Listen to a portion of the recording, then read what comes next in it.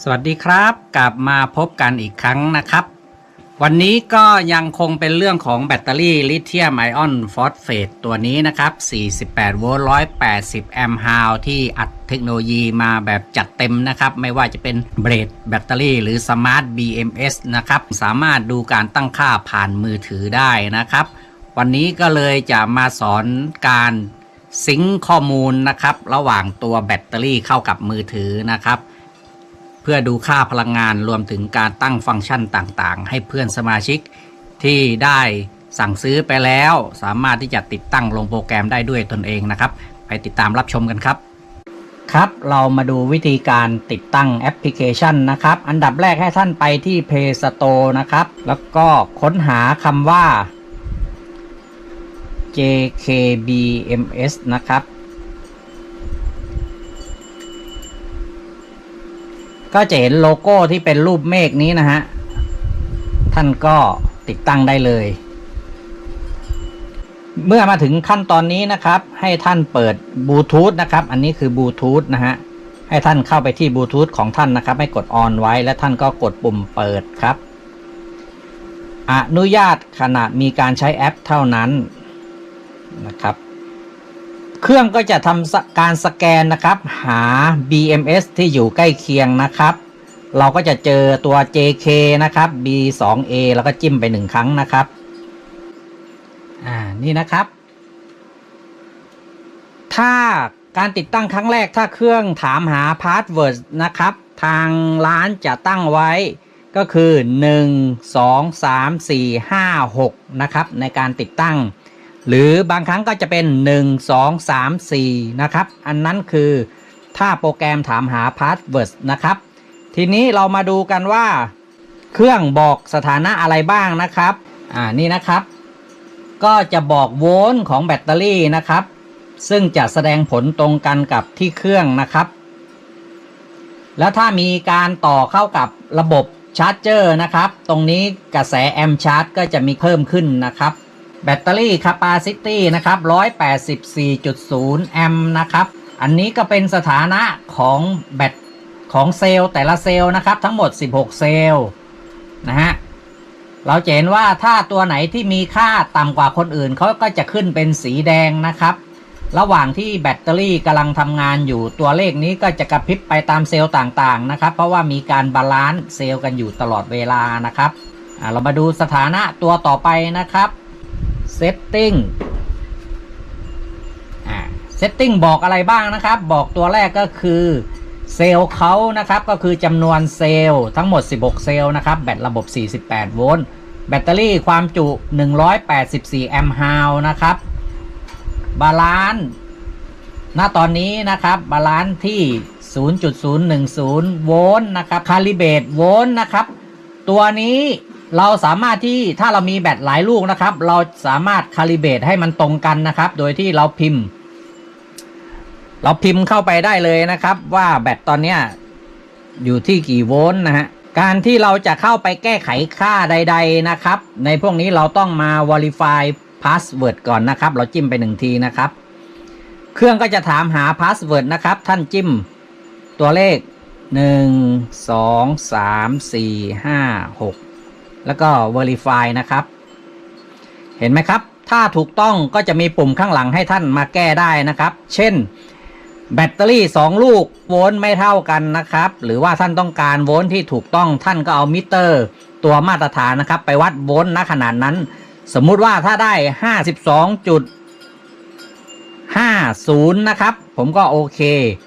ตัวหน้าจอของแบตเตอรี่ก็จะแก้ไขเป็นโวลต์ที่เท่ากันนะครับก็จะทำให้สถานะของโวลต์เหมือนกันนะครับตรงกันทั้ง2ลูกแต่ท่านต้องทำทีละลูกนะครับอันนี้คือการเข้าไปแก้ไขนะครับ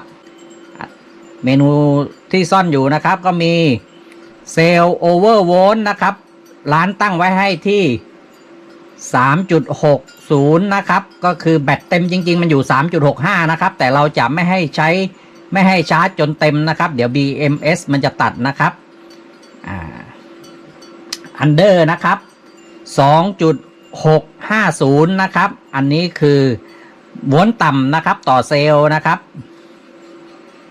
พ power off นะครับเราตั้งไว้ 2.5 นะครับก็คือถ้าแบตต่ำกว่า 2.5 ต่อเซลล์แบตเตอรี่หรือ BMS จะทำการตัดระบบนะครับไม่ให้แบตจ่ายพลังงานออกมาตัวนี้ครับ Start Balance นะครับเราสามารถตั้งค่าได้ว่าเราจะสตาร์ทที่กี่ให้เซลล์มาถึงที่กี่โวลต์นะครับและทำการเริ่มต้นบาลานซ์นะครับอันนี้ก็ตั้งไว้ที่ 3.0 นะครับ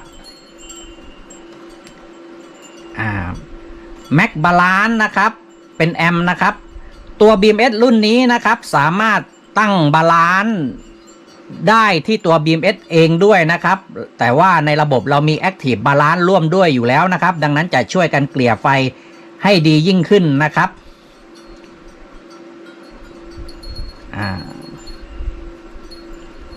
Continue Charge Current นะครับ Amp ตรงนี้นะครับเป็นกระแสชาร์จต่อเนื่องนะครับสามารถตั้งได้นะครับแบตเราจะตั้งกันที่ 0.3C หมายความว่าไงก็คือ 30% ของความจุ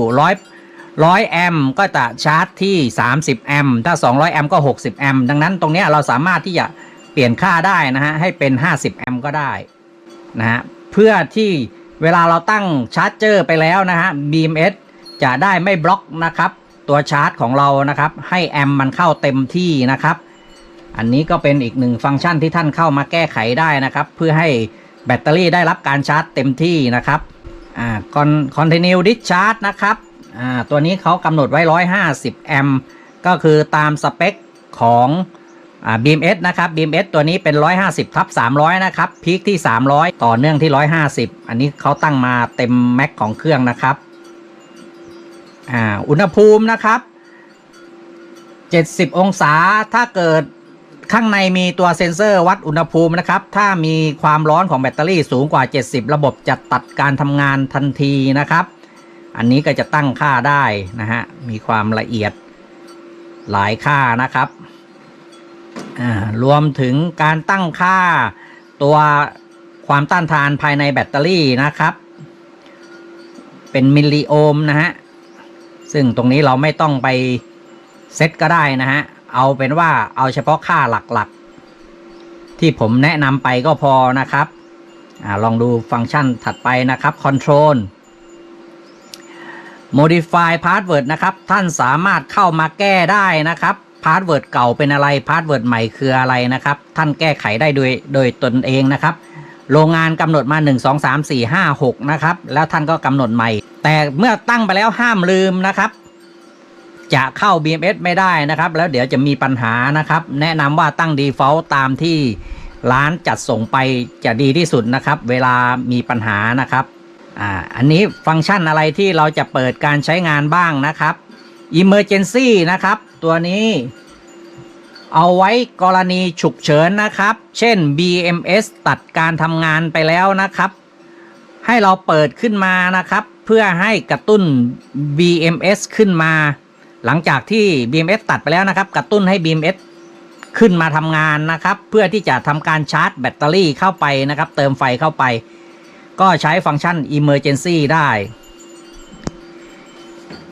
ตัววัดอุณหภูมินะครับก็สามารถที่จะสั่งเปิดปิดได้นะครับตัวเซ็นเซอร์ตัวนี้ส่วนพอร์ตสวิตช์นะครับพอร์ตแคนและพอร์ต RS485 นะครับไม่ได้ต่อไว้ให้นะครับตัวนี้เราไม่ต้องยุ่งนะครับดิสเพย์นะครับก็คือจอแสดงผลนะครับปกติเปิดนะครับท่านสามารถสั่งเปิดปิดจากนี้ก็ได้เช่นท่านตั้งแบตเตอรี่ไว้ในห้องนอนนะครับท่านจะปิดก็ได้นะครับหรือจะเปิดก็ได้นะครับตามที่ท่านต้องการนะครับอันนี้คือหลักๆนะครับของฟังก์ชันทั้ง3ฟังก์ชันที่อยู่ข้างล่างนะครับเรามาดูเมนูที่ซ่อนอยู่นะครับแต่ไปที่3ตัว System Lock นะครับหมายความว่าอะไรกรณีแบตมีปัญหานะครับเราสามารถเข้ามาดูได้หมดนะครับเครื่องก็จะทำการเก็บล็อกไว้ให้ว่าเกิดอะไรขึ้นกับแบตเตอรี่บ้างนะครับอันนี้ก็คือเป็น